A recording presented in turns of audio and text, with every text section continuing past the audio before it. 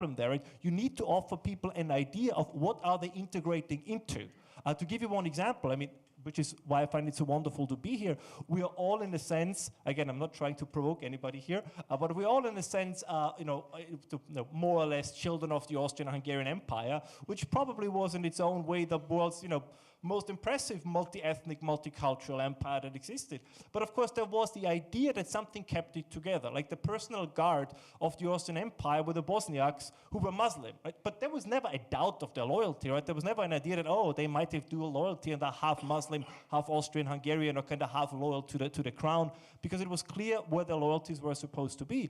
Austria-Hungary was one of the first political entities in legal proceedings, right, to allow people to take their oath either on the Quran or to take their oath on the Bible. So they were very, very multicultural in many ways, right? They were very tolerant, but it was always clear that within that culture, not all cultures were equal, right? There was a hierarchy of cultures. So they were multi-ethnic, but they were not truly multicultural. And this is, I think, the big problem that we tend to mix up. You cannot have like one cohesive society that is multicultural. You can have a multi-ethnic society, you can have a multi-religious society, but you cannot have a multicultural society. If we, this is my last point before I hand over to the other panelists, because what do we mean by culture? I think this is another very often misunderstood concept. To give you one example, I think the favorite food of Californians is pizza and sushi. Now, as far as I know, that does not make Californians Japanese or Italian. Even though we would say, but cuisine, food, that is such an important cultural element. And it can be, right? I don't want to miss it outright. But of course, the key component of a culture is what are the deeply held beliefs of a people, right? What are the things that we intuitively believe to be true, right? What, for example, if you see how a man treats a woman, right? What is your gut feeling? Do you think this is appropriate or this is inappropriate, right? This is, I think, the core of culture. How we raise our children, what we think is appropriate for our children, right? This is the core of culture, not whether we like to eat with, fork and knife or with chopsticks. That can be part of it, but it's not a crucial part. And I think this is the problem you have then within a country. You cannot have a country where one part believes, for example, that, to take a very popular one in Europe at the time, but where one side says, oh no, women need to wear the veil, like they need to wear, what they would call, I guess, they need to dress modestly, they're not allowed to take jobs, they have to stay home and all these kind of things. And the other side believes in, oh, of course, there must be freedom in every respect, there must be sexual freedom, gender freedom, and all these different kind of things. This is not gonna work, and as a concluding, I mean it a little bit facetiously, but kind of maybe also to lighten the mood in an otherwise dark topic. We have been told since 2003, right? We have been told it's impossible to have Kurds, Shia and Sunni in one country in Iraq, right? This country needs to be split up because Sunni, Shia and Kurds are so different that it's just, you cannot keep them together in one country. But the same people who told us that also tell us that in the city of Amsterdam, right, you can have, same-sex marriage, free love, free pornography, right next to deeply fundamentalist Muslims, and that's not going to be a problem, right? They're going to all work together, live side by side without any conflict, and this is not going to work. And I think this is increasingly what we see in Europe. So it's a cultural rift that's the problematic one, much more than the ethnic rift. Thank you.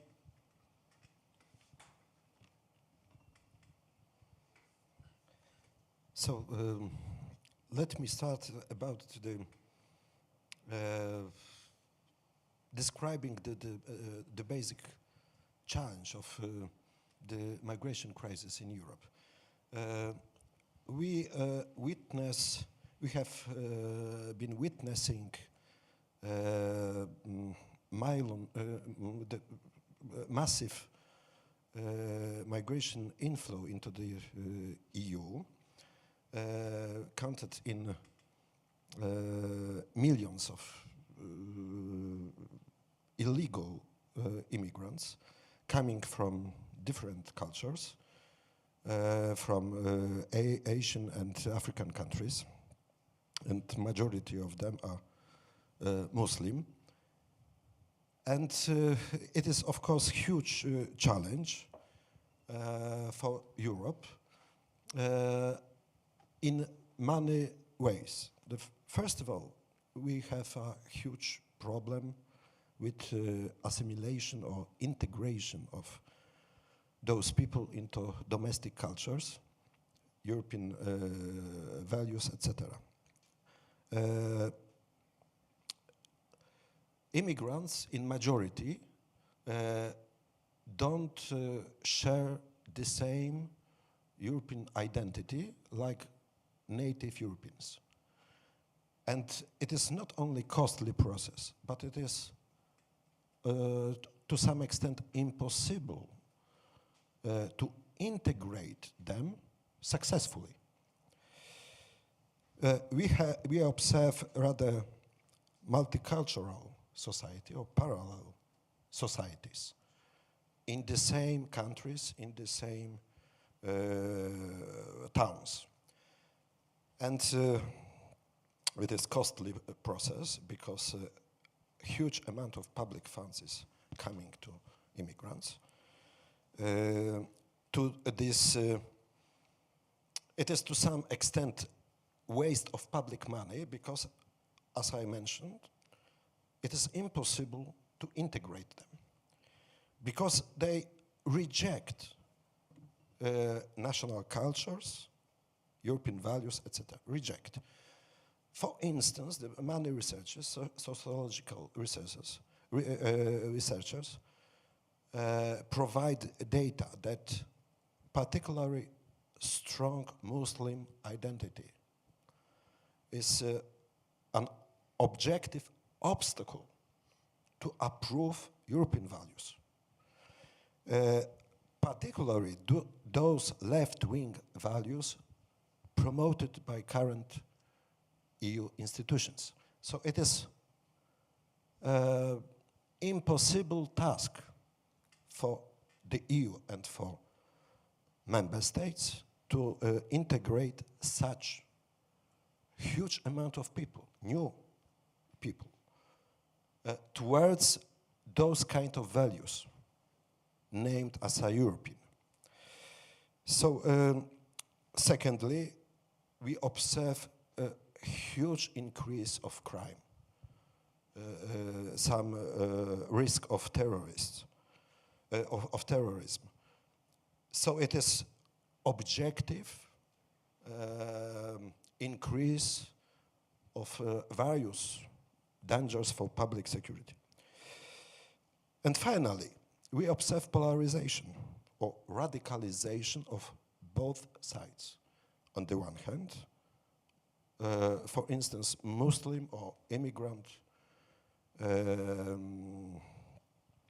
radicalization against Judaism, against Christianity, against native societies. On the other hand, of course, radicalization of native people, which we could observe, for instance, in France and Germany, the huge increase of support for Alternative for Deutschland. It is one of many manifestations of that radicalization. So it is a huge problem because it provides to civil wars or simple revolutions as we witness in France this year.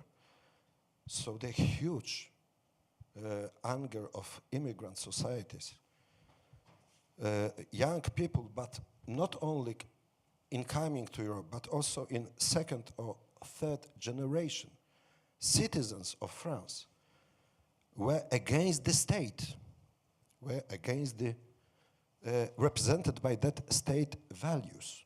So it was not accident, it was proof that it is a contradiction between the state and represented by that state values, culture, and incoming people. So radicalization, riots, revolutions, civil wars, it is a prospect for Europe. And also huge threats for European integration, because, for instance, if Brussels, Berlin and Paris put pressure on relocation mechanism on such a countries like Poland and Hungary, it is of course against the will of voters. majority of Poles reject relocation mechanism. And without any relation to political preferences. Majority of voters, it is like 70% of Poles reject such an ideas because Poles believe that are not efficient, they don't address the problem, they don't stop huge inflow of migrants to Europe, they only transfer problems from one country to another. So we observe huge problems in Italy, Greece, frontier countries, but also in Germany and France as a magnet country for incoming migrants. But those Western countries try to not solve problem, but transfer the same problems to such to Eastern European countries. So it is not it is not resolution of a crisis, but rather transferring the crisis to another countries.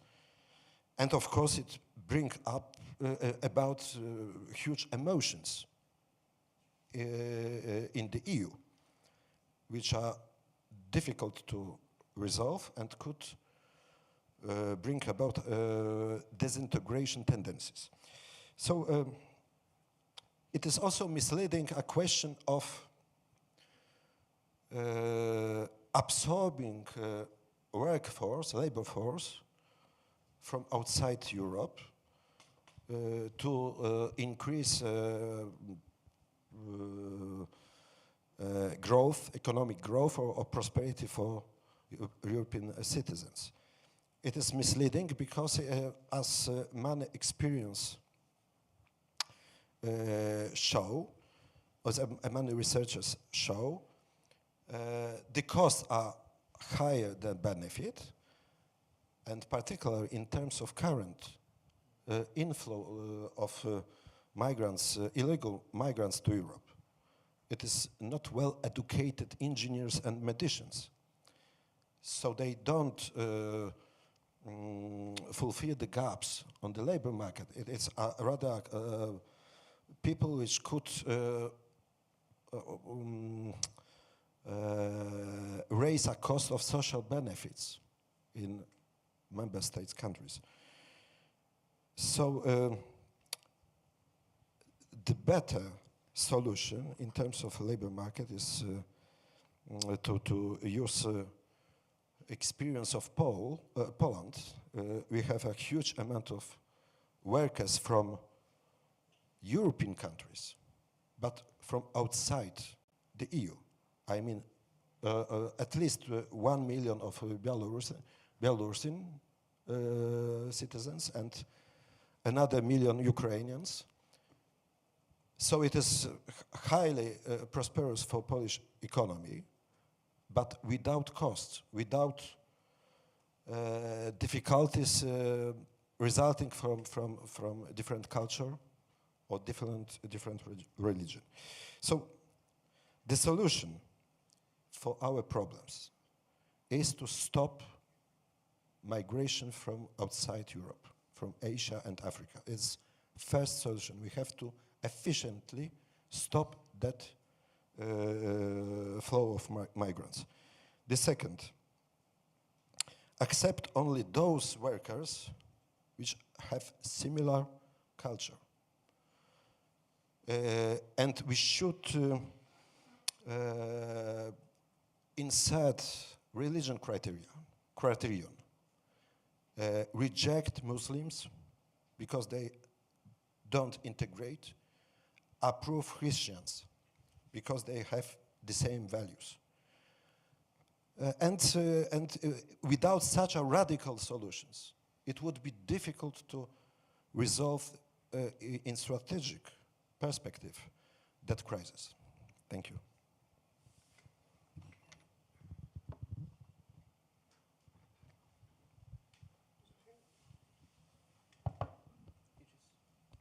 One, two. Okay. Good afternoon, everybody. I've been the correspondent of various Polish media in Italy for the last 24 years, so I was observing the problem growing and growing and growing. Italy needs migrants and needs them very badly for obvious reasons. Italy is depopulating. The Italian mothers are the oldest in Europe. Last year, 400,000 babies were born, and this is the lowest result starting from the beginning of the Italian state, 1,861.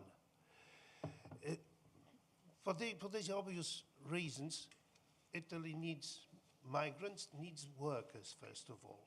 But it can't be uncontrolled migration. It should be controlled and legal. That is what the present government of Giorgia Meloni is trying to do.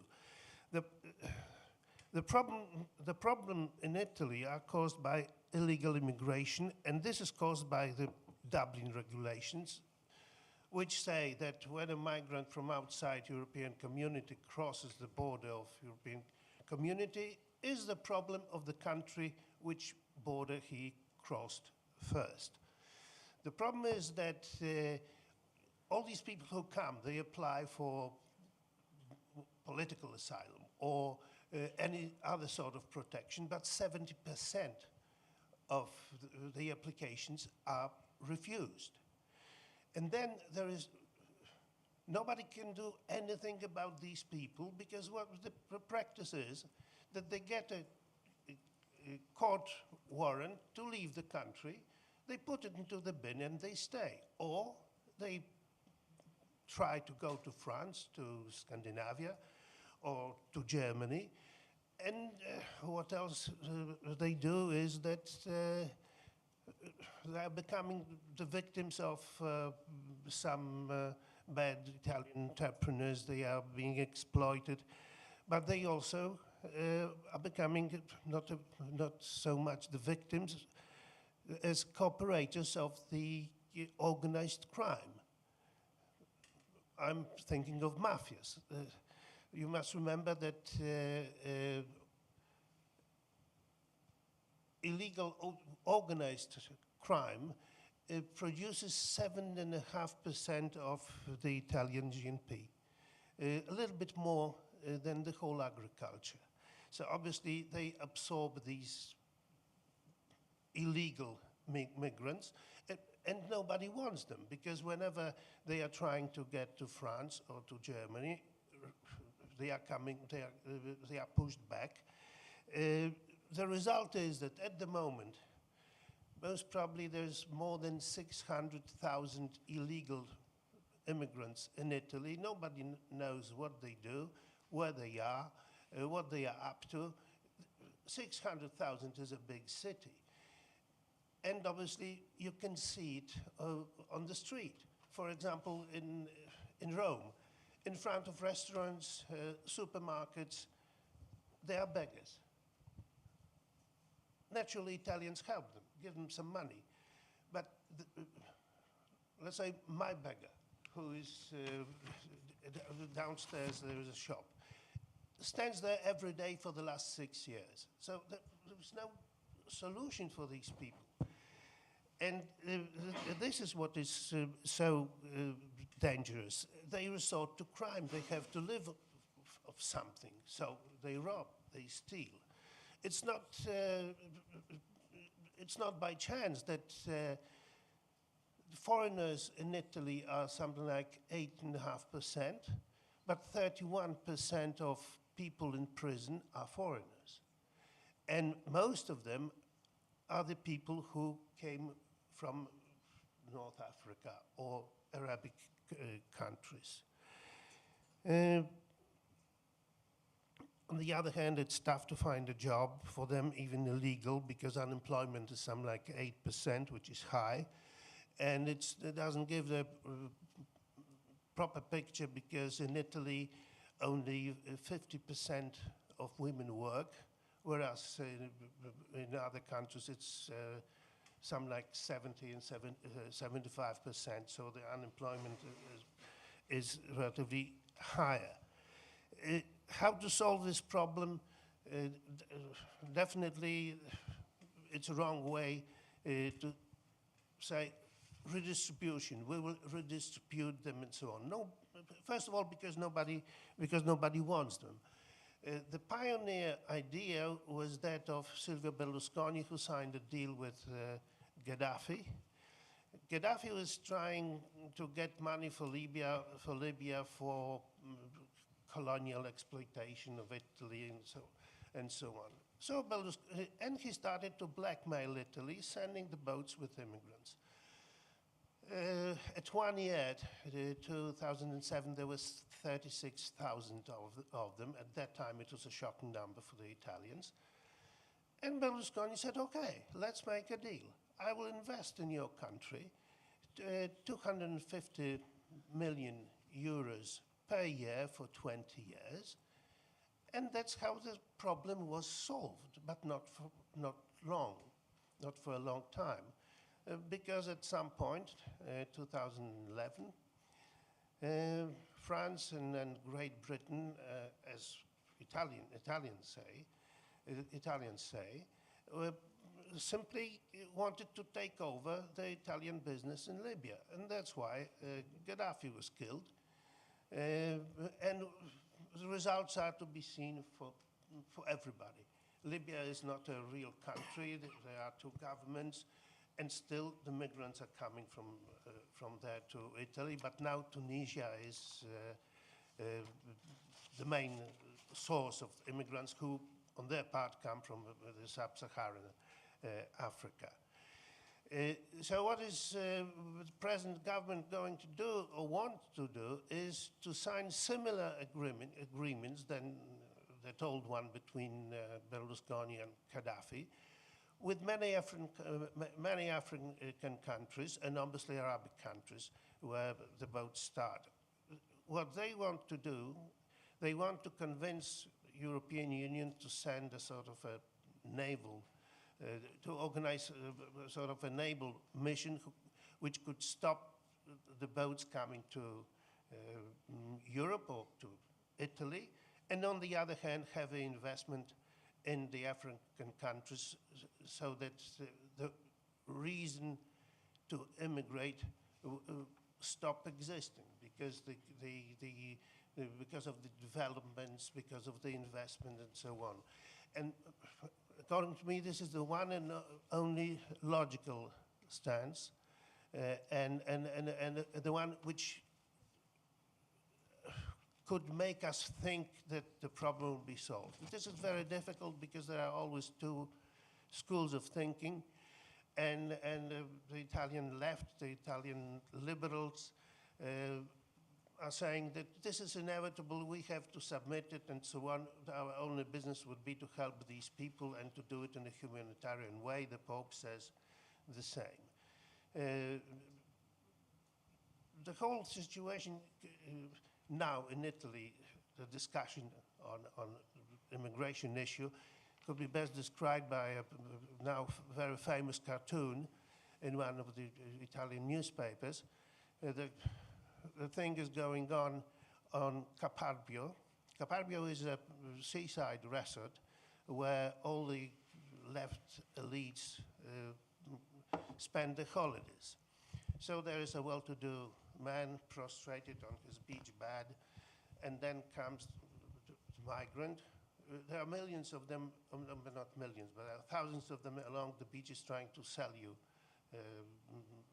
I don't know, a towel, sunglasses, cheap jewelry, whatsoever. So he approaches this man prostrated on his beach bed, and the man goes, "How dare you waking me up? I was dreaming of the better future for you."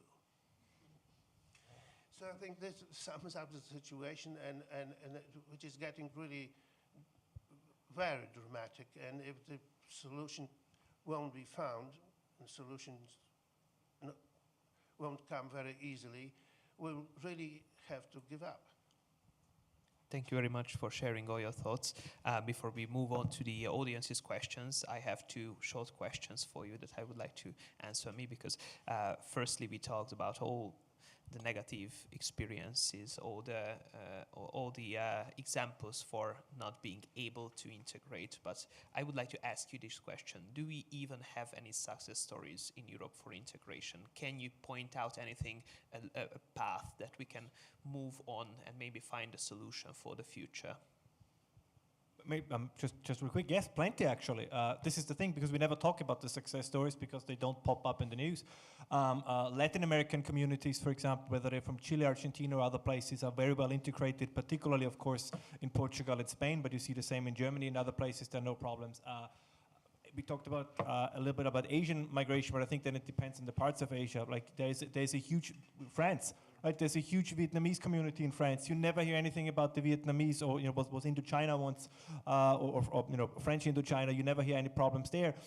Even when we kind of break down a little bit Muslim immigration in Germany, Persian Muslims are very well integrated, right? You don't hear anything about Iranians. So there are many success stories. So it definitely, again, can be done if the group of people that comes is one that is willing to integrate, or that has a specific educational, cultural background.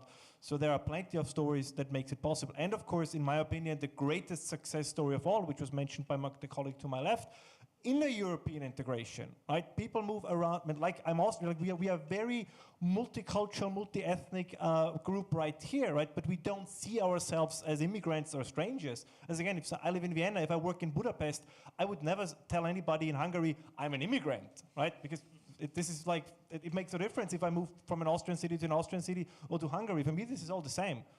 The language barrier is, of course, a huge one. But to be quite honest, I think not even the Hungarians speak Hungarian.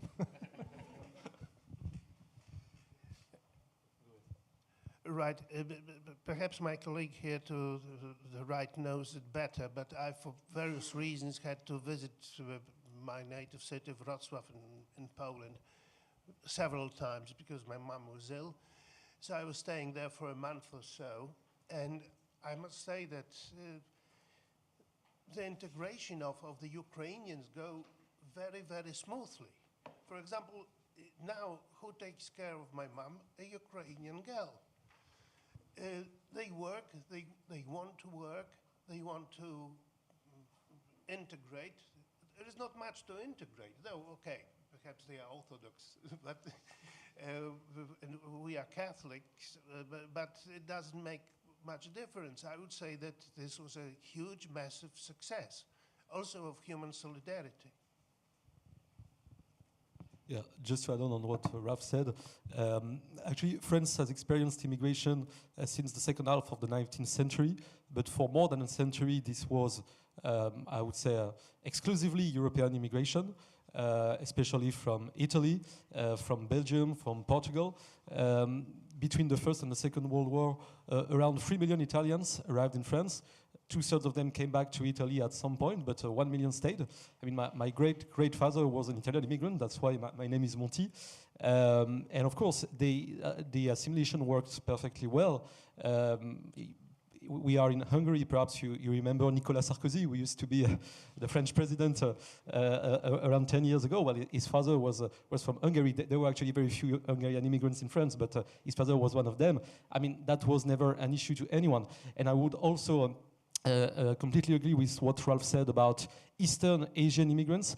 We estimate that in France there are around 1 million people who are either Eastern Asian immigrants or descendants from these people.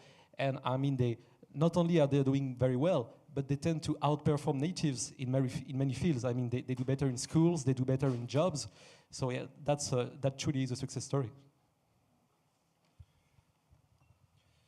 So I could add something to the presentation of my colleague from Poland.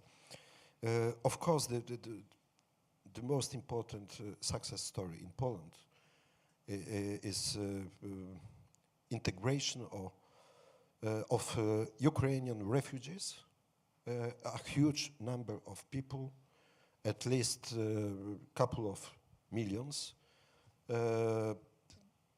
Around 2 million Ukrainian refugees permanently live in Poland.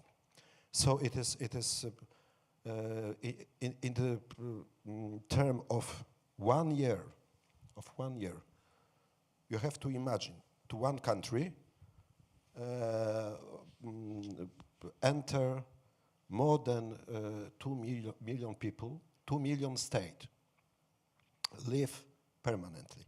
So it is a bigger number than in the peak of 2015 refugee crisis or immigrant crisis, because it was around 1 million people which enter to the EU as a whole, to the one member state, to Poland, entered 2 times the number of refugees than those times. So it is huge, massive migration, but at the same, because of cultural, religion,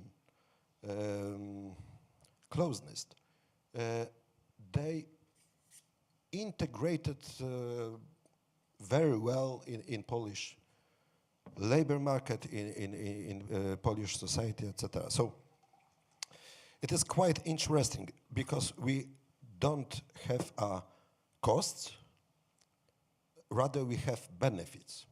The first benefit is, of course, for a Polish economy, because we needed those 2 million workers to produce a growth.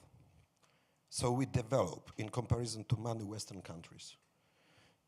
Secondly, it is quite interesting on personal ground, because for centuries, Ukrainians and Poles perceive each other as enemies, as a threat.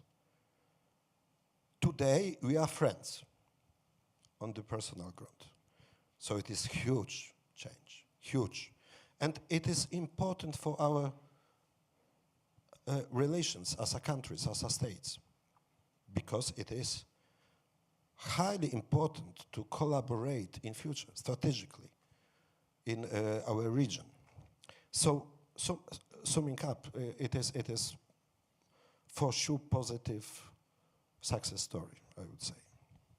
Thank you very much. I just have one more question, and then I turn to the audience, which is that one of the attributes of the past 10 years was there was a massive propaganda about solidarity towards migrants and refugees. Do you think that this either positive or negative propaganda led to the Europeans being more accepting towards migration, or did it result conflicting feelings in the citizens of Europe? What do you think? What is the stronger feeling of the population of the European Union regarding this crisis? Should I start again? Sure. Yeah, I'll try to give it a short answer. I think this was it's not a conspiracy, but I think this exactly what you just described. I mean, this was mainly driven by, I would argue, by a media, a political culture, parts of society that were heavily invested in that narrative. Like as also my colleagues mentioned before, Poland, but other countries as well. If you looked at the polls, the excitement never really added up to the kind of excitement you saw on the pictures with, refugees welcome and what happened on the train stations. This was a phenomenon, I would argue, among urban elites that took significantly less place among the rural population or the majority of the population overall. And the other thing is, of course, just as a quick note, there is, and we see this in politics, and I know this would be off topic, so I'll make it very short, but there is this idea kind of in most Western European, but in European countries or Western countries in general, right, that simply the political class can demand solidarity, that they can demand loyalty without anything in return, right? I mean, and people, I think, increasingly feel this. So we are supposed to be, we show solidarity towards this, solidarity towards that, towards the world, towards the climate, towards all these kind of things. But at some point, of course, people start asking increasingly, okay, when is the government showing solidarity and loyalty with us? And I think this is why right-wing parties are on the ascent, both in Germany and other areas, because people instinctively feel that many governments, and I think that instinct is not entirely wrong, kind of put everything in front of their own national interest, right? In front of the interest of their own people. I mean, kind of even using the term national interest in Western Europe, it has become a dirty word, right? You don't hear Western politicians, the French sometimes. The French do it sometimes if it adds their populist agenda. They talk about the French national interest. But the idea that, of course, primarily a government is there to solve its own people and not anybody else, you can no longer say this. But this was completely natural for most governments until, I would say, the 1960s or the 1970s. Well, in the case of France, I would say that not only the post-2015 propaganda did not work, but actually tended to backlash. As I said, now 3/4 of the French think there's too much immigration in France. So when you hear that it's a controversial topic, actually there's controversy in the elites, in the media landscape, but it's not a controversial topic among French public opinion anymore. And one of the examples of this propaganda backlash is the fact that there are fewer and fewer, I would say, celebrities who used to, to give big humanitarian speeches on how you had to pretty much to welcome everyone, whatever the number or wherever they come from. Now, each time a singer or a public figure in France who is not a politician says something about, well, we should welcome all immigrants no matter what, there's, I would say, a huge backlash in public opinion on Twitter. They get thousands or tens of thousands of messages saying basically, shut up, you don't know what you're talking about. So I think on this aspect, I would say the cultural, the ideological struggle on immigration is being won in France right now. Things could change, but so far it's going in this direction. The thing is turning this ideological victory into shifting public policies. And so far we haven't seen any shifting. So of course, many things will depend on the results of the next presidential election, which is in 4 years' time. So the situation being that bad, we don't have the luxury to wait much more. But yeah, that's what I wanted to say. In Italy, the problem is that for years, even starting just after the war, the elites, universities, the media were 90% left-wing and liberal. It has changed, but only a bit. Nowadays, it's being said that 8% of the media are sort of liberal, and they are bringing all this sort of pro-migrant propaganda. It is being even called a cult of Saint Migrant. People on the street see different things. 52%, the recent survey, wants harsher methods to fight back the migration wave from the present government. But then, even if you know that, then you follow the media, which tell you some different story, just like in old communist times. The reality was here, but the communist press was saying something totally different. So this is the result. Nothing much has changed when, after years, the right came into power. I mean, the government of Giorgia Meloni, the state television RAI, in the information or, let's say, discussion programs are strongly anti-Meloni, which is a strange thing, yeah? Because I'm talking about state television.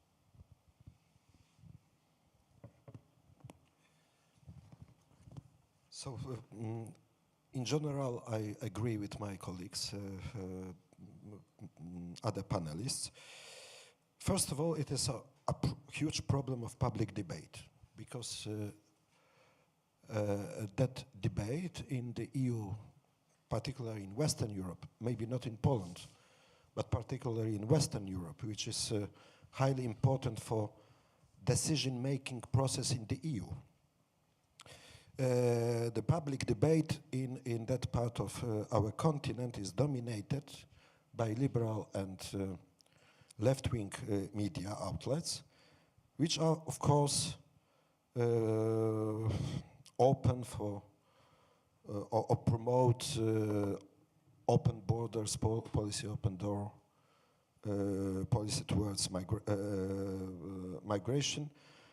They represent the view of big corporations, huge big business, which need additional workforce, cheap workforce. And it is a problem for governments because the many governments in the EU perceive problem of illegal migration or migration from outside the EU as a good, a positive phenomena because the needs of labor market, domestic labor market. So it is misleading. It is huge mistake. It is strategically problem. But still, it is a result of liberal and left-wing media which promote openness and for illegal or simply non-European migration. And in addition, alternative approaches towards that crisis is criticized by that dominant media outlets as a racist, xenophobic, anti-European, Euroscepticist, fascist, etc. So they are excluded from public discourse. And it is a reason why the EU is completely inefficient for several years. To the detriment of European integration. So it is a paradoxical situation. The EU institutions act against the EU because they are passive in systemic crisis which could destabilize or even unravel the EU, the Schengen area, etc. So it is anti-European standing of European officials, in my view. And the second question about solidarity, or aspect of solidarity, is very simple. We should not be solidar or express or show solidarity with problems which could destabilize our countries. So it is why relocation mechanism is wrong solution. But of course we are open for those native Europeans from Italy, France, Germany, which cannot longer live in own countries. They could move up to Poland. We are open for such a migration. And it is our future. Because today in Poland we have huge increase in real estate coming from French citizens, German citizens. It's not by accident. And before that, we observed huge came back of Polish citizens which go to Western European countries for work, but today are at the risk of personal security and coming back with own families to Poland. So I expect the same process would intensify in terms of Western European citizens looking for safer places to live in Poland. Thank you very much. Since we are running out of time a little, but I still have to give floor to the audience, I will have two questions that are personalized to two of you, and I ask you to please be very brief. The first question is to Mr. Monti, which is saying that after someone's asylum application is rejected, does France repatriate them? Is there a will to transport them back to their homeland, or what is exactly happening? Well, theoretically, after the asylum application is repealed, those people whose applications are declined should go back to their country. Most of the time, they are formally asked to do so, but the execution of these decisions is clearly running short. I mentioned the fact that 96% of people whose asylum applications are declined actually stay in France after the refusal. So that means that when you apply for asylum in France, you are basically certain that you will never leave France unless you want to do so. So there are various reasons for that. There's a lack of political will, clearly, at the highest level of the state. There's also a lack of cooperation from some countries that these people are from. I mentioned the fact of Algeria.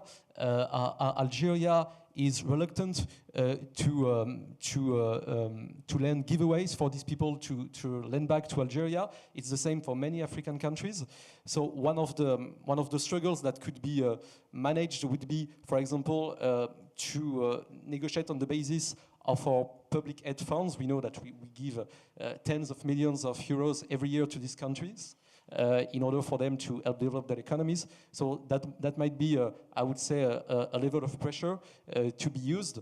But the fact is that asylum now in France has become the major way for irregular immigration. It's not people entering illegally France, it's people coming here legally, applying for asylum, then staying illegally after their application is declined. Thank you very much. And the second question is to Mr. Kovácsuk.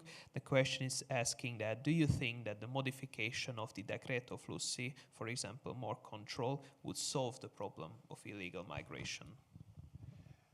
No, it won't solve the problem. We need a complex solution, and this plan of which Italians call it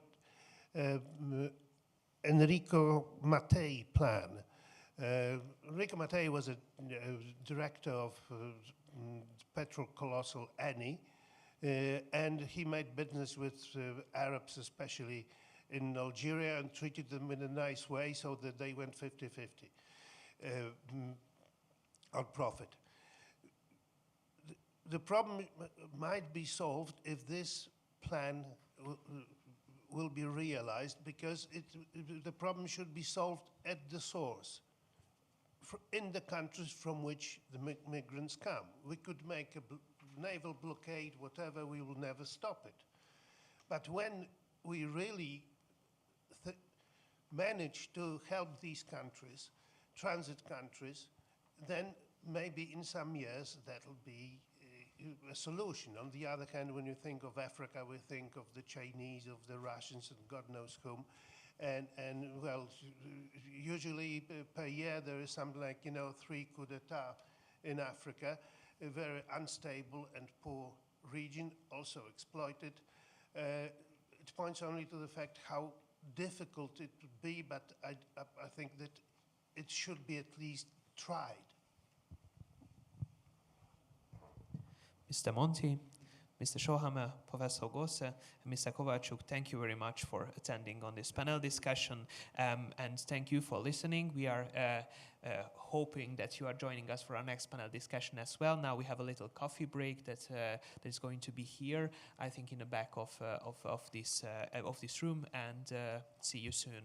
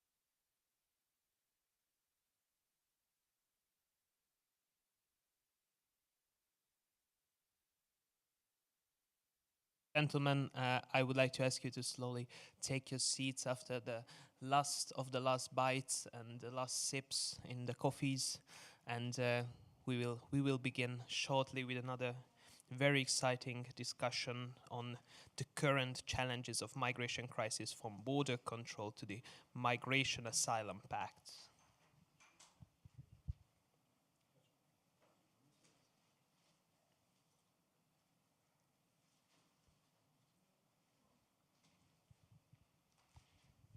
So once again, I would like to welcome back, or just welcome everybody, to the second panel discussion, which is going to focus more on border control, on illegal migration, and less on integration, like our previous discussion. I have today with me as discussion partner Police Lieutenant Colonel Gyula Mikolic, Deputy Head of the Asylum Directorate, National Directorate General for Aliens Policing here in Budapest. We have Witold Repetovic, expert on the Middle East, terrorism and geopolitics, assistant professor at the Voigt Studies University in Warsaw. And also we have Viktor Marsai, executive director of the Migration Research Institute in Budapest, which is us. So I would like to give a floor to Witold Repetovic first for this another 5 to 6 minutes little presentation of your topic, and we will move on with the colleagues. Okay, I'm very happy to be here. Maybe not very happy because of the topic, because this is a huge problem for Europe, and it would be better that this problem would not exist, but it exists. I expected a question, actually, but okay.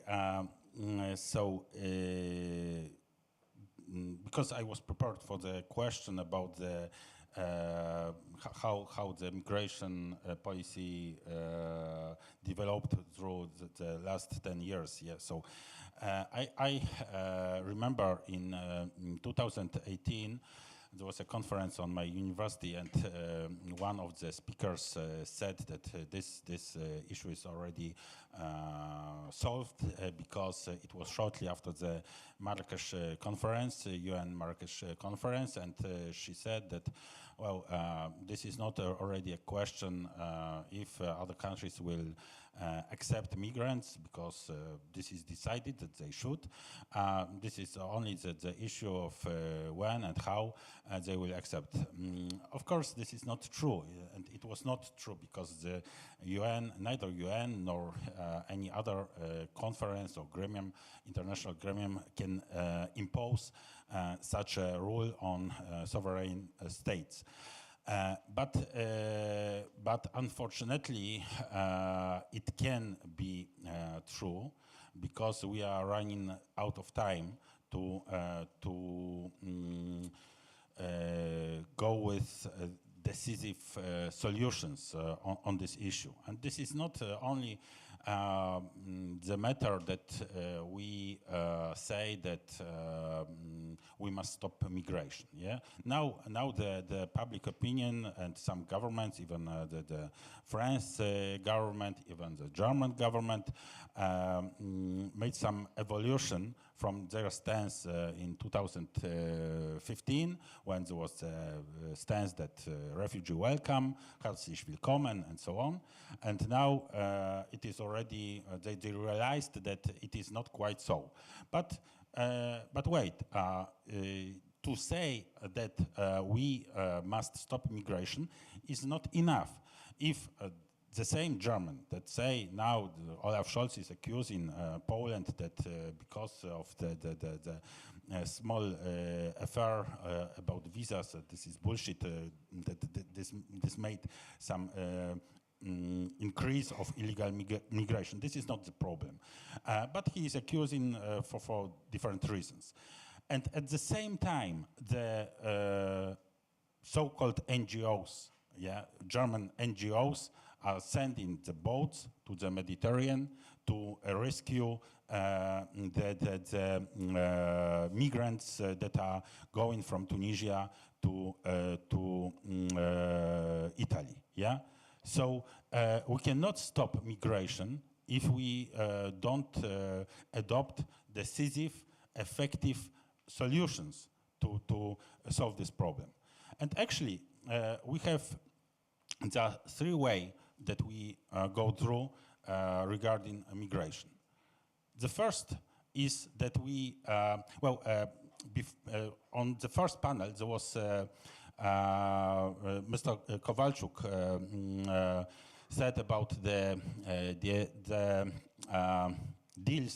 dealing between European countries, some European countries like Italy, and some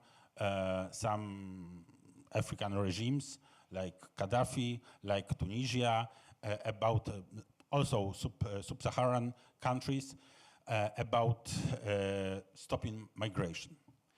But I'm afraid this is a short-sighted solution because the demands of these regimes will grow.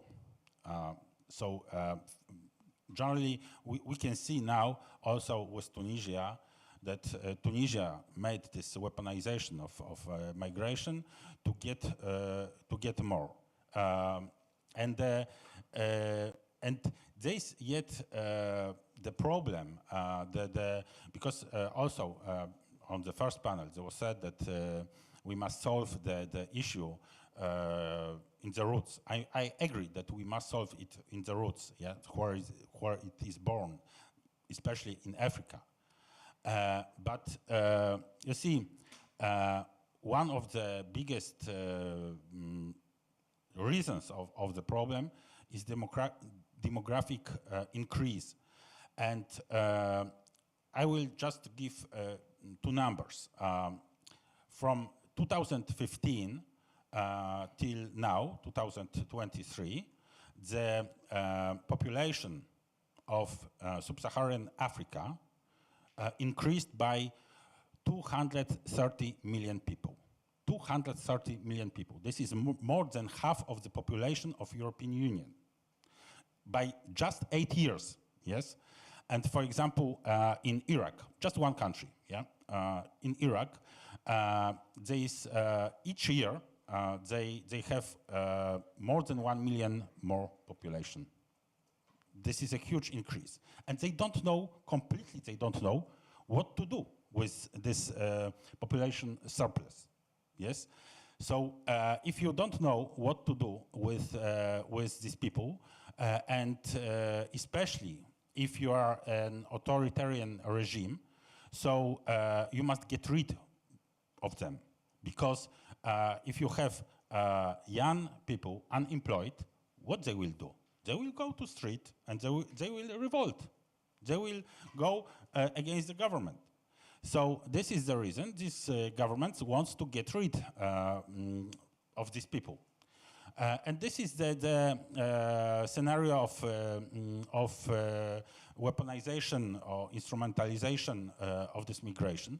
And Europe, unfortunately, Europe is completely not prepared even to acknowledge that there is something like weaponization of migration, that people can be weapon. When you say that people are weapon, that they are weaponized, you have a lot of journalists or so-called humanitarian people who say that you are inhuman, that you dehumanize these people. Who dehumanize? Me? I'm describing the situation. They are dehumanized by those who use them as a weapon. And to be honest, this process of dehumanizing, of weaponizing people is as old as the world. It was always done. So this is not a new phenomenon. But we must acknowledge that this happens. And yet, there is a huge hypocrisy in all this, because, for example, when you don't see something, you can ignore this, yes?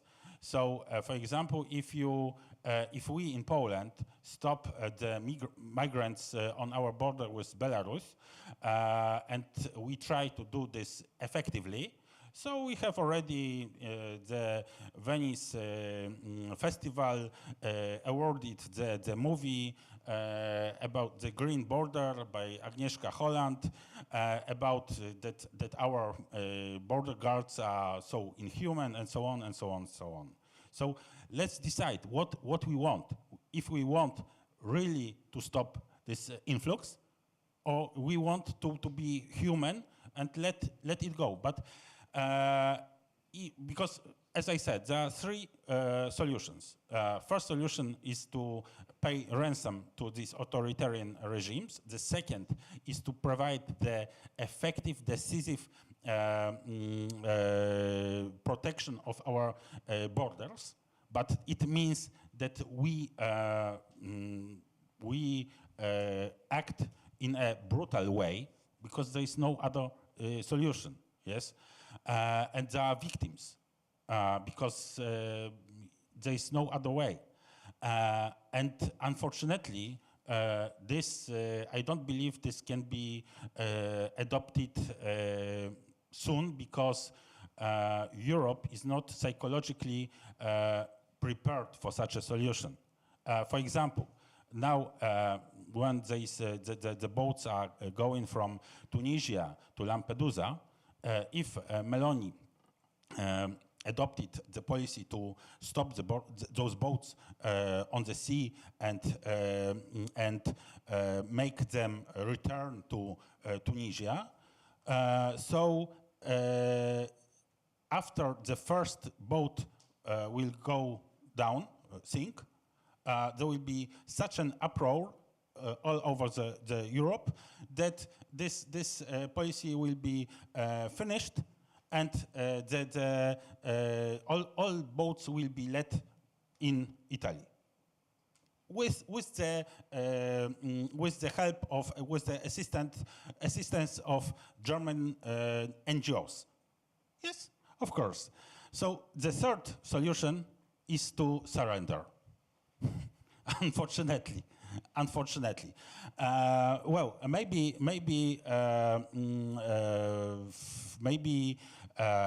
in the nearest future, Europe will be prepared for real fight against this problem.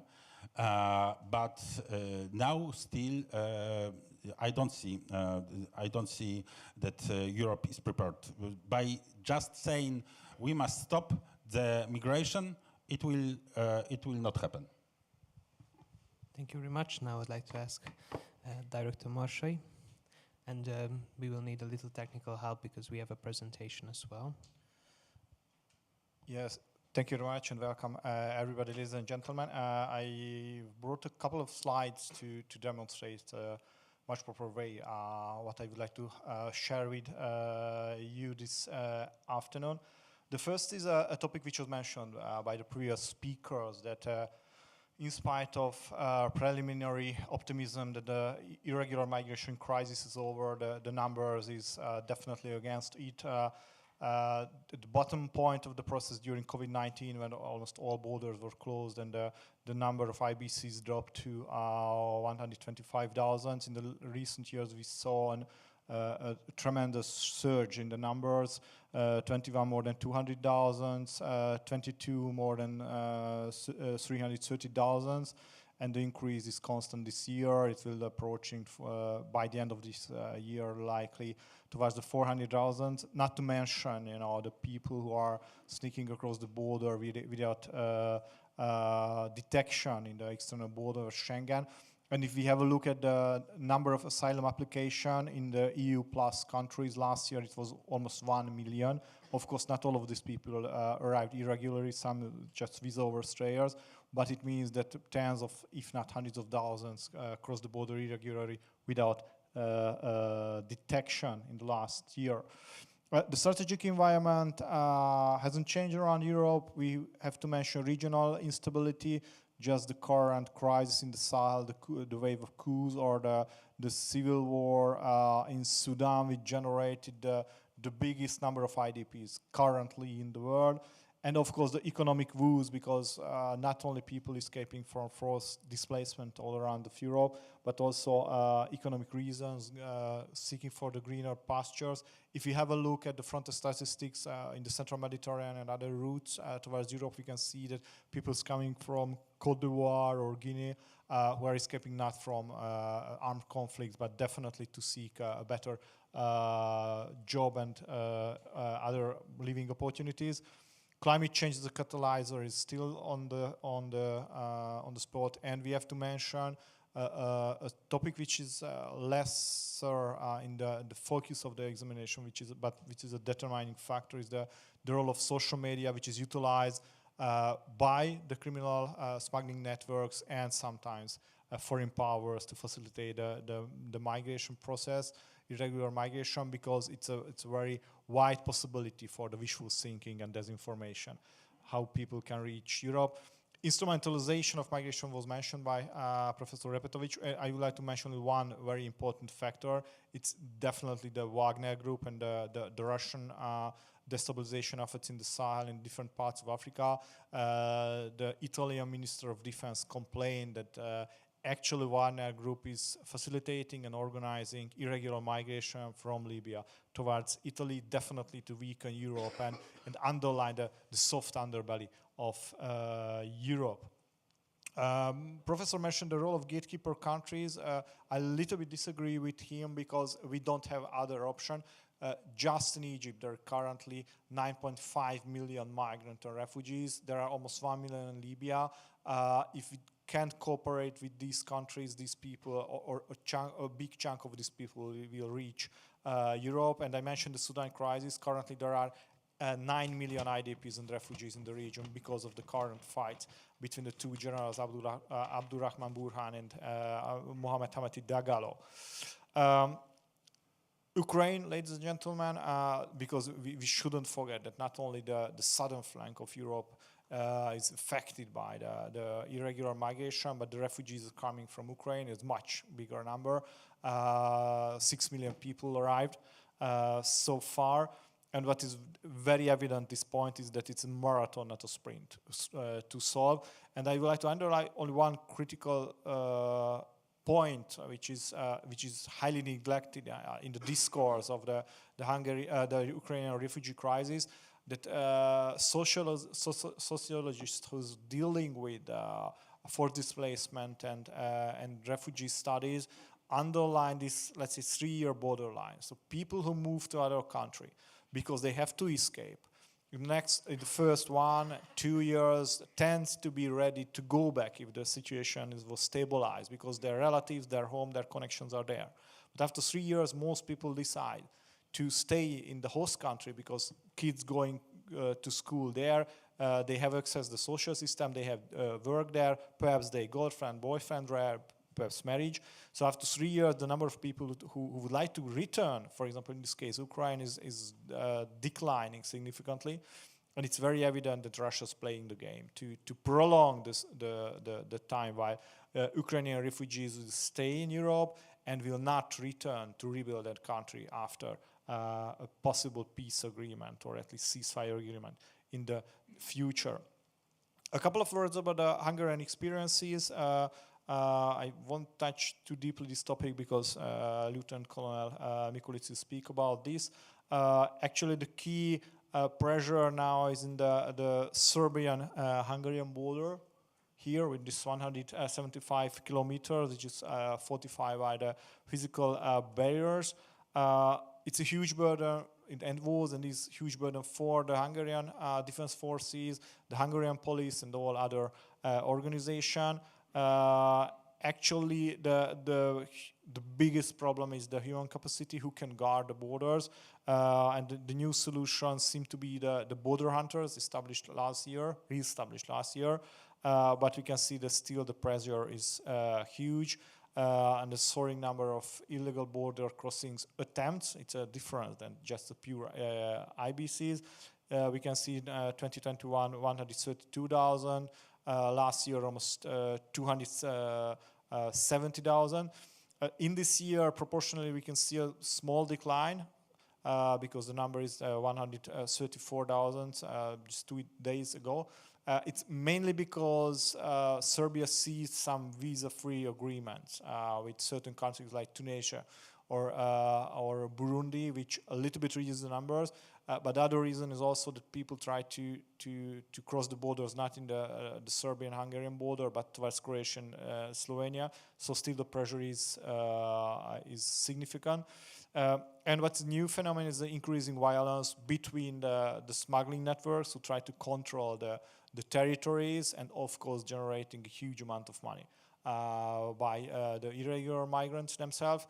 And it's a brand new phenomenon that they are fighting not only against each other, but they opened fire for the just 2 or 3 days ago on the joint Serbian-Hungarian border patrol, which is a very worrying issue.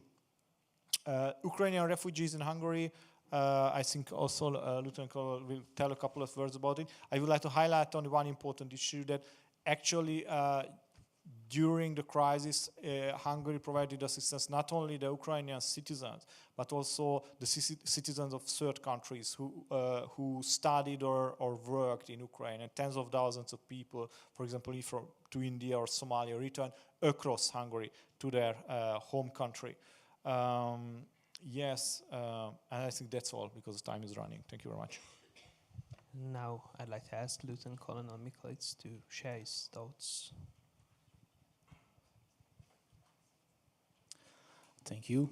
Good afternoon, ladies and gentlemen. My name is Gyula Mikolic. I work for the Hungarian Asylum Authority. And what I'm going to give you is a short overview of the current asylum situation in Hungary. Can I have the skipper, please? Thank you. So this is going to be a short overview of the situation, and I would like to highlight also some of the main challenges that we are facing now as an asylum authority, but also as a country. When it comes to asylum in Hungary today, it is just like as in many of the member states that asylum has two branches. One branch is the so-called traditional asylum, in other words, international protection. So this is when someone based on an individual persecution or threat applies for protection in another country and can be given refugee protection or subsidiary protection. But from March 2012, March last year, another form of protection was activated by EU, which is temporary protection. This was activated in connection of the war in Ukraine. As for traditional application numbers in Hungary, what I'm going to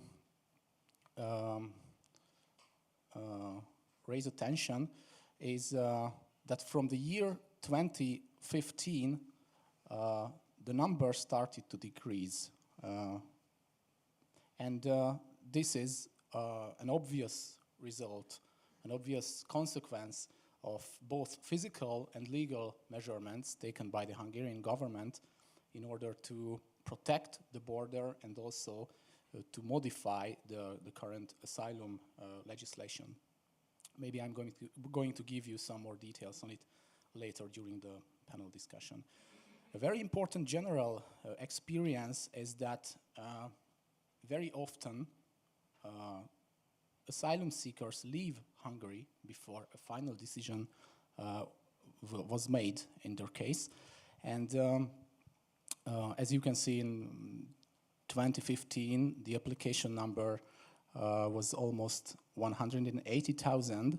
I can tell you that from that number, almost more than 150,000 procedures were terminated because the applicant left the country without waiting for the decision. I will come back to this in a moment. As for temporary protection applications, it's a higher number compared to the traditional applications. So as you can see, we had 46 last year, and from temporary protection applications, we had more than 30,000, sorry. But still, it's not that much if we compare these numbers to the number of entries to Hungary due to the war in Ukraine. This more than 1,200,000 entries is the number of entries both on the Ukrainian-Hungarian border and the Romanian-Hungarian border. So this shows us that although more than 1 million people entered Hungary, only a few of them, let's say, almost 40,000, a few, but only 40,000 of them actually applied for temporary protection. Which brings us to one of the first challenges I want to share with you. And this is the so-called transit nature of Hungary. Yeah, I'm just waiting for the slide to skip. Okay.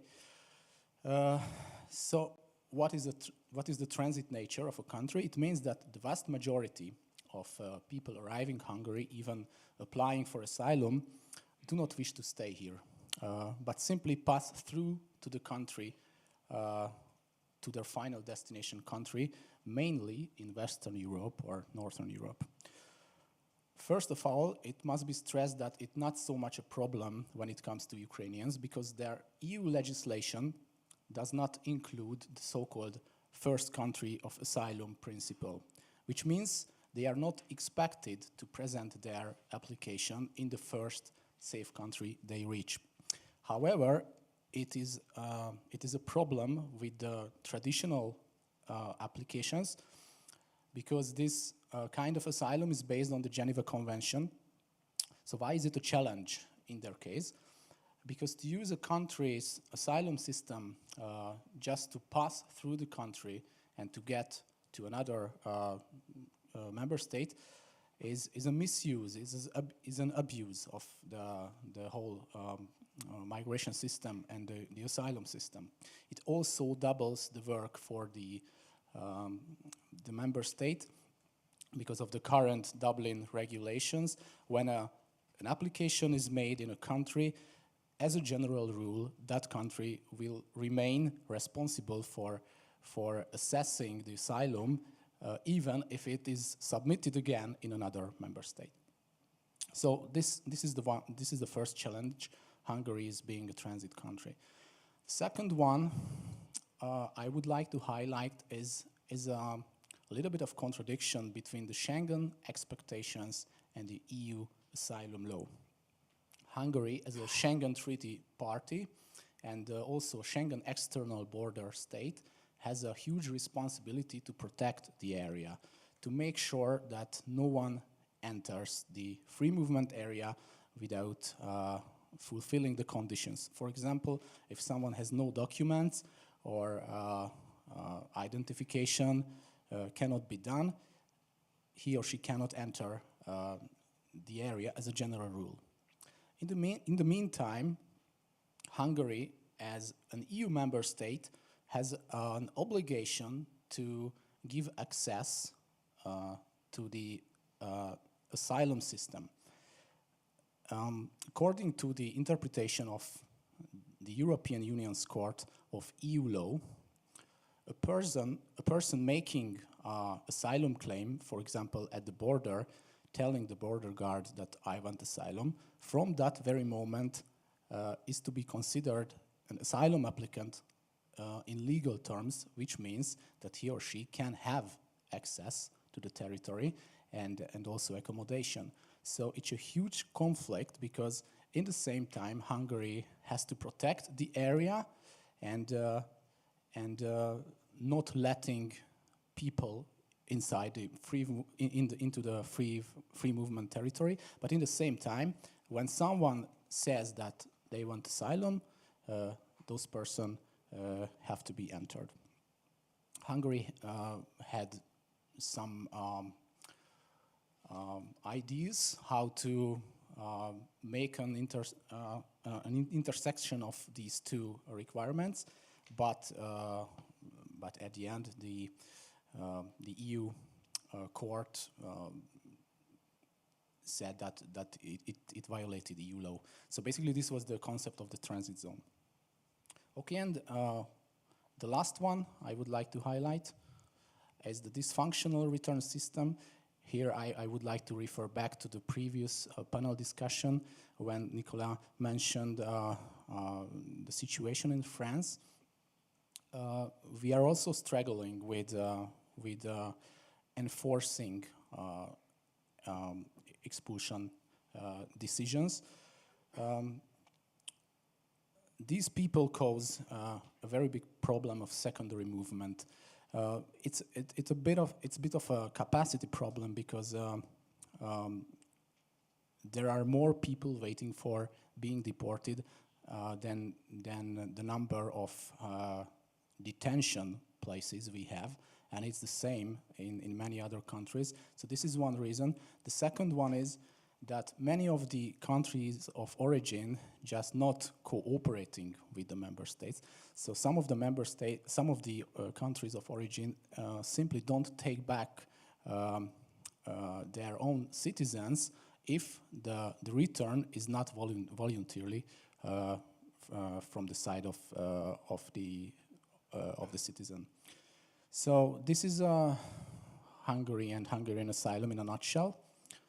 Thank you. Thank you so much for sharing your thoughts. First, I will turn to the audience and mention once again that the Slido is open again, so you can also ask the question this time to my new discussion partners, and there will be time for that as well, like in the last panel, maybe even longer. But first, I would like to ask the gentleman questions. For example, we already talked about one of the great security issue of border management, which was the instrumentalization or weaponization of migration. But there is also another issue that became very visible after 2015, which is the infiltration of extremists to the European Union through the borders. Of course, that was a very special situation, a very new situation that the EU found itself. And right now we can see that through an 8 years lens in the view of Paris and everything that happened there and in other European countries. But what do you think? Have we found a solution for this issue, for the infiltration of extremists, and where can we find? Which way can we find maybe even more efficient solution for this issue? Maybe I will start. But first, I would like to explain that I'm not quite against this paying ransoms to authoritarian regimes from who are sending the migrants. I only actually it is better than doing nothing. It is better than surrendering. But there's a big hypocrisy also, because the fact, if for example Poland is criticized for pushbacks, and these pushbacks are just through the fence on the Belarusian Polish border, and we are criticized because it is shown in this movie by Holland and so on.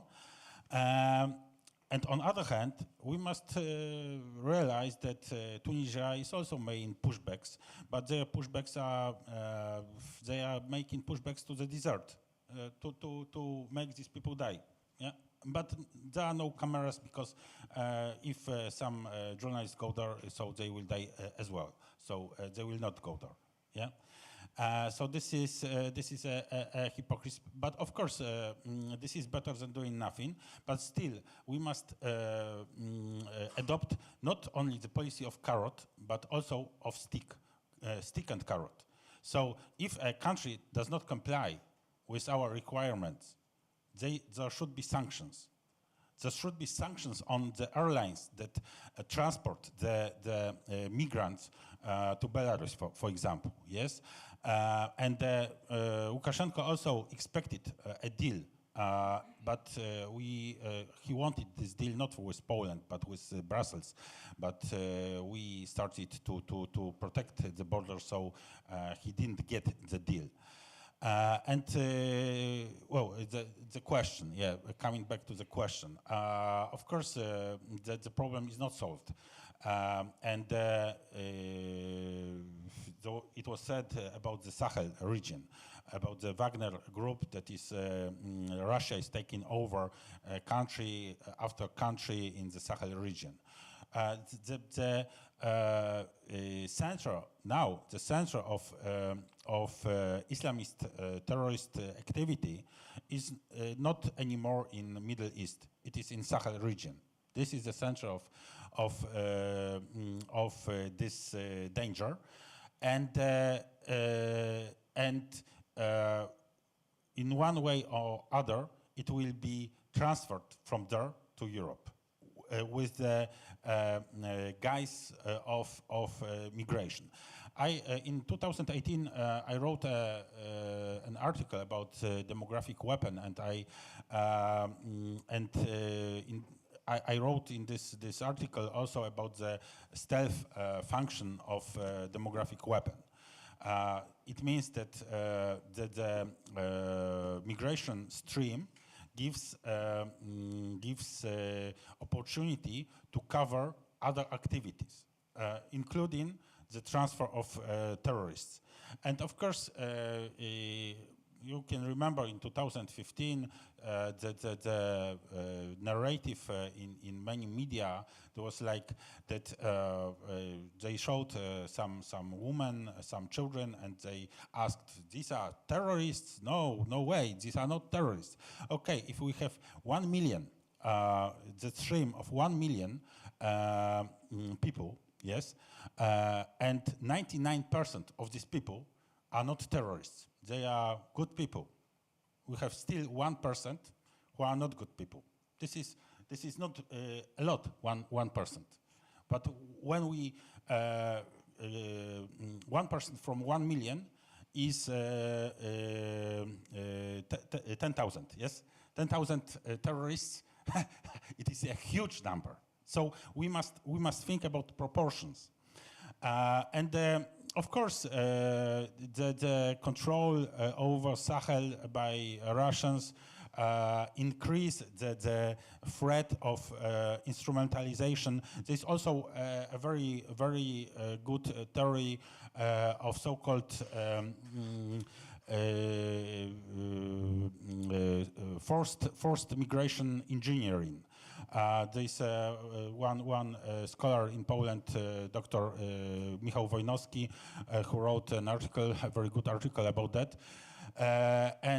It was used, for example, also by Cuba in 60s when the Castro regime sent criminals to United States to make problems to United States. So this is how it works, and it will be like this because if we don't fight, if we are not prepared to fight this problem with decisive methods, so we will be vulnerable for such weaponization, instrumentalization of this problem.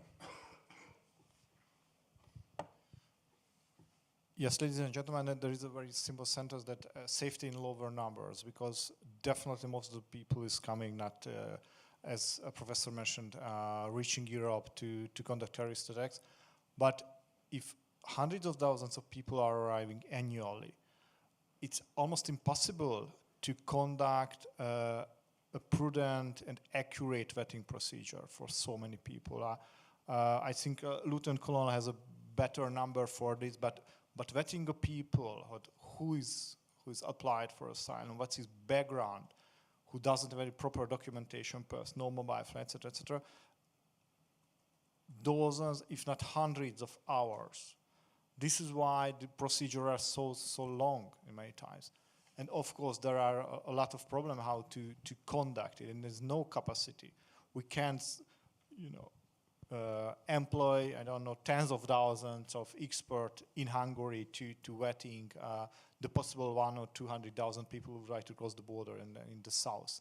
And it's a challenge. And the second issue, we are always speaking about terrorism, but you shouldn't forget where people can cross, other illicit things can cross. Drugs, weapons, and other explosive devices, etc., etc.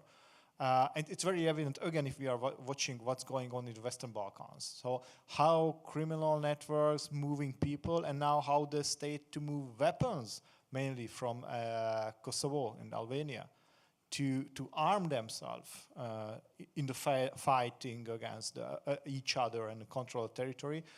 And it's not so problematic if you manage to push across people at the border, to push across, for example, automatic rifles to the Western European market.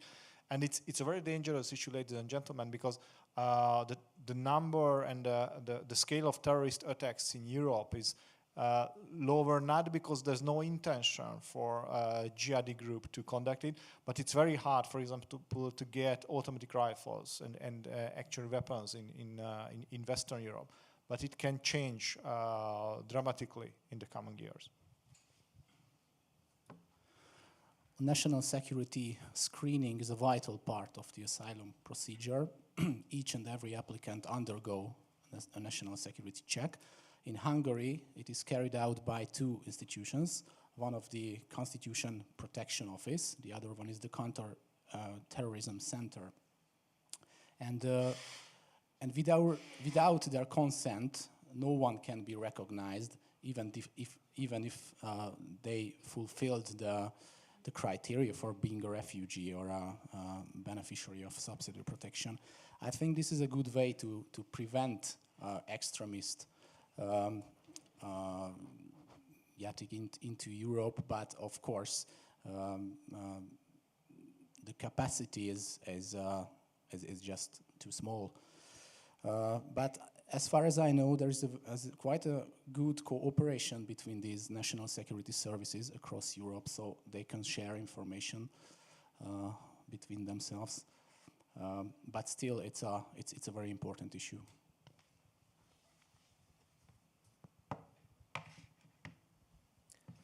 In June this year, the European Commission adopted the new European Migration and Asylum Pact that tried to find some solutions to find a common European migration policy that each and every state should then have to follow. Yet, like last time, it seems that this time it will not pass either, and in the end, we will have to turn to new solutions once again. And I would like to ask your opinion first on the pact itself, and also what is essential to be removed from it, and what is essential to be added to it to make it better. And sorry, I would like to add one more question. Seeing that this might be the second pact that is not going to pass through the European Union, can we say that is there even a desire from the European community to find a common solution to migration, or we are so polarized at this point over the migration issue itself that this is just a desire of the few and not the whole community?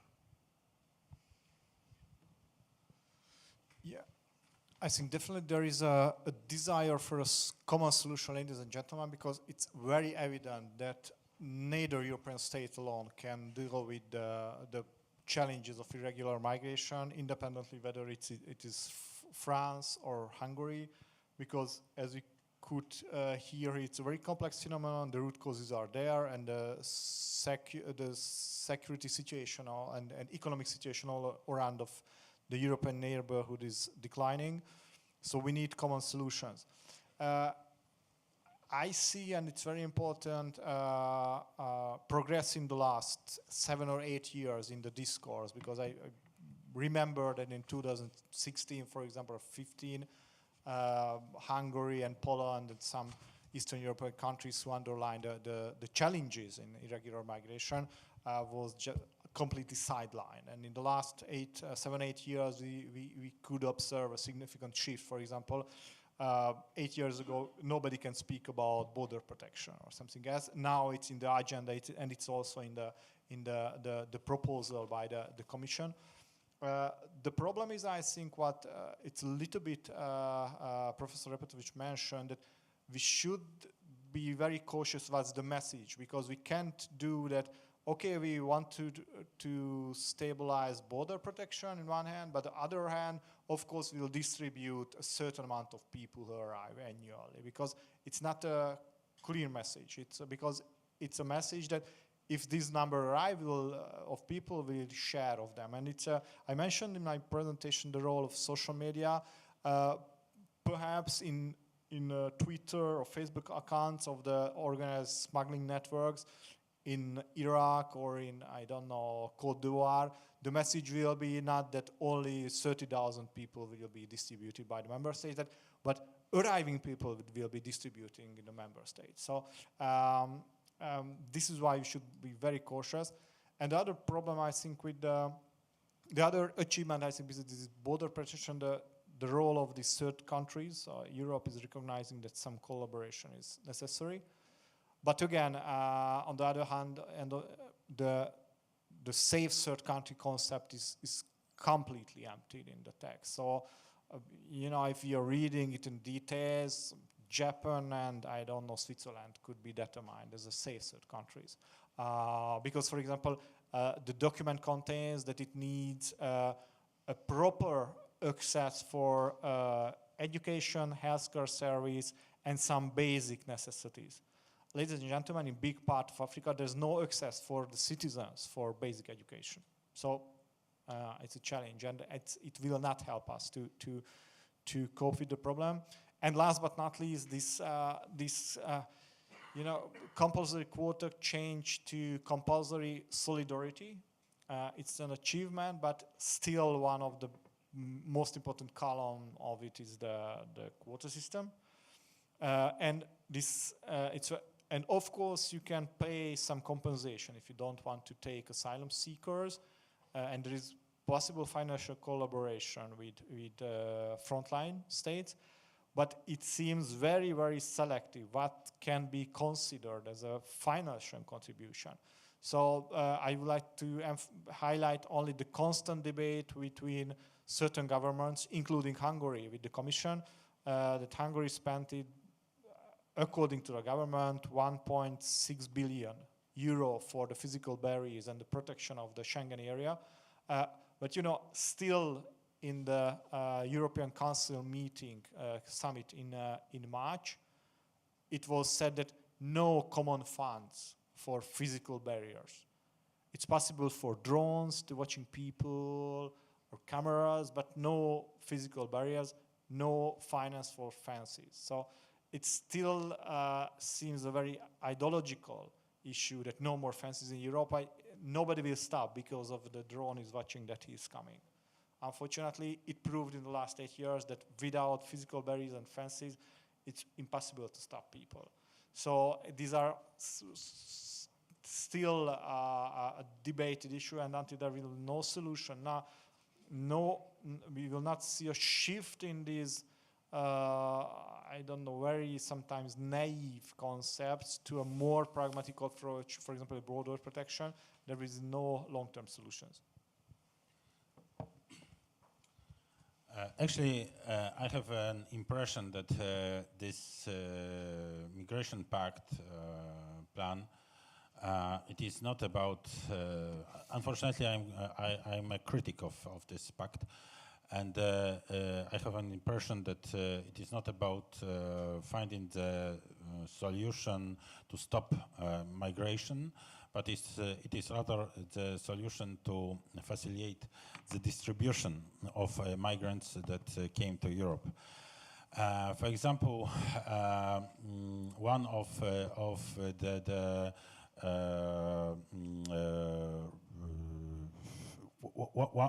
the points of this pact is about facilitation of readmission from the second country to the first entry country. So this serves to Germany, and if on one hand the countries like Germany are criticizing the countries that border that have the outside border of European Union, criticize how we deal with the illegal migrants and try to impose what my colleague said, trying to impose this interpretation that every illegal migrant who approaches the border and asks for asylum should be treated as an asylum seeker and should be admitted. So this is an absurd. This is an absurd. We will go nowhere with such way of thinking. And then what we are going, like Poland, what we are going to do with those people who cross the border, because such rules will be imposed on us. Should we put them to concentration camps? Because they will try to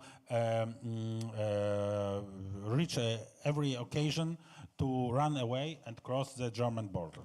So we will play a ping pong game with these people, or we will put them to concentration camps.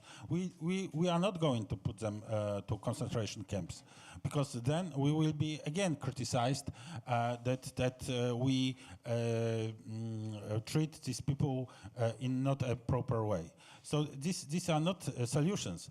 If and maybe yet I will read something. Because there is a influential school of open borders, and this school is already since many years. And for example, one of the scholars, famous scholars of this open border school, Joseph Carens from Canada, he wrote in 1987. He wrote something like this: "Free migration is a goal toward which we strive," and then he called any restrictions like feudal barriers to mobility. They protect unjust privilege.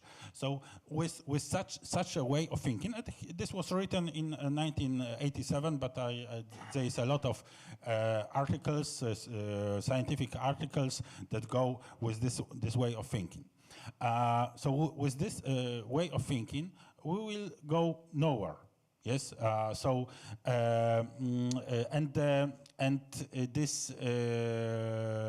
This solidarity instrument. Yes. The so-called non-compulsory relocation. Well, this is also something that raise doubts, because in this project of this pact, there is nowhere written that the people with temporary protection will be counted as asylum seekers. So, for example, it is not clear if Poland, for example, who accepted the real refugees, Ukrainian refugees, will be exempted from this mechanism, and because regarding asylum seekers, who mostly are not refugees, real refugees, but illegal migrants, Germany has much more. They have more than Italy. They have like now Italy has like 150,000 from the beginning of the year, and Germany has like 180,000, something like that. So I think that, and yet what you mentioned about the deals with third countries, the notion of safe country, yes. This is why we have now the crisis of Lampedusa, because after there was the deal made with Tunisia, the European Parliament adopted the resolution to check the democracy in Tunisia. So the president of Tunisia, Kais Saied, instead of getting money that he expected, he got the delegation of European Parliament who went there to check if Tunisia is a democratic country. And everyone knows, you don't need to go to Tunisia to know that Kais Saied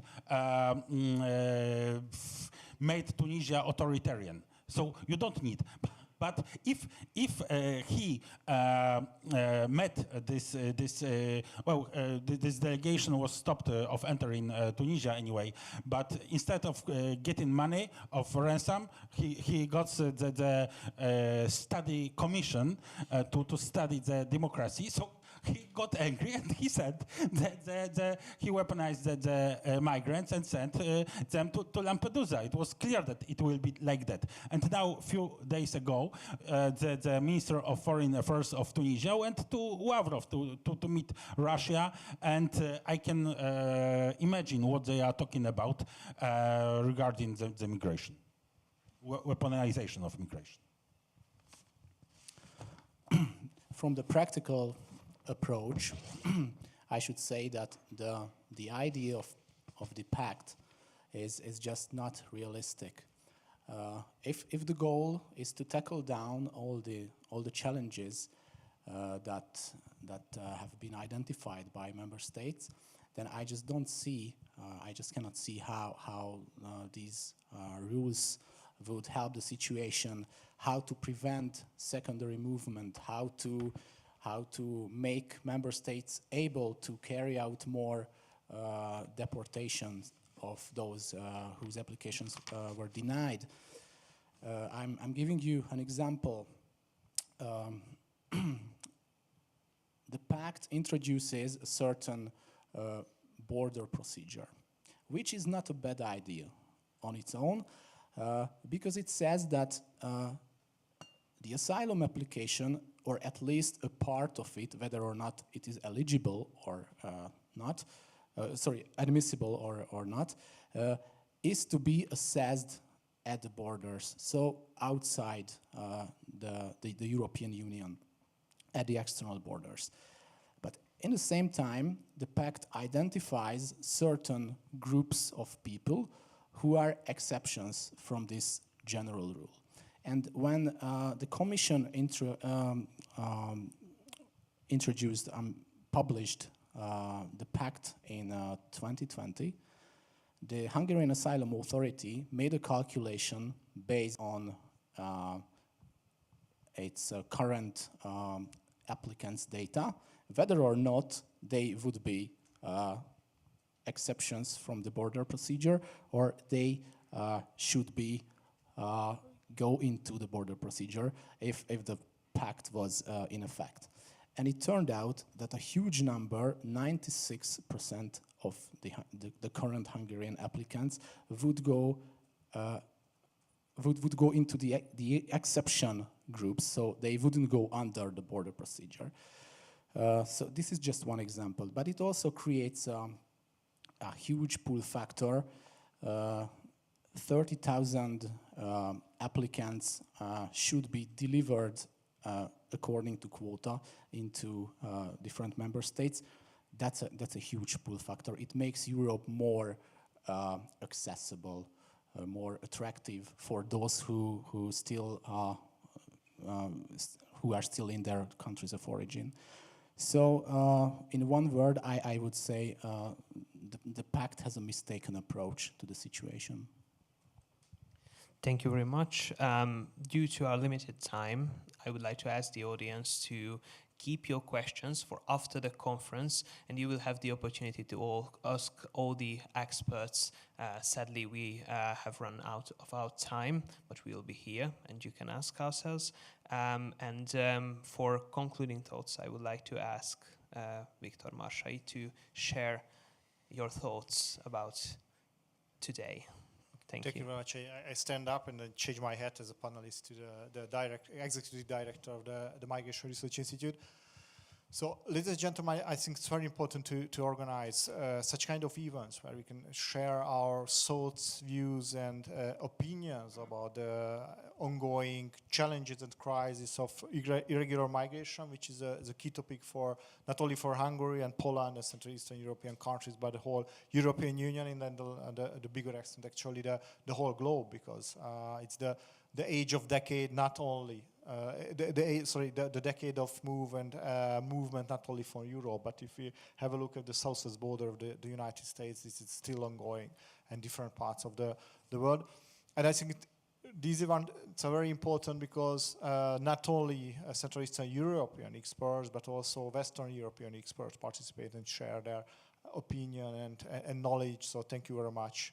For Ralph and Nicola, that you accepted our invitation, and of course thank you very much for the Felczak Institute, who's as a co-organizer, and we can put together this workshop in I think a very limited time, and we can close a successful event. And last but not least, I would like to say thanks for the audience who visited us and listened to our panelists in this very busy time in late September. So thank you very much, and if you enjoyed our event, please follow both the web pages and the social media of Felczak Institute and the Migration Research Institute. And I can promise you that you can find other important and interesting events in the coming months also. So thank you very much and have a nice afternoon. Bye-bye.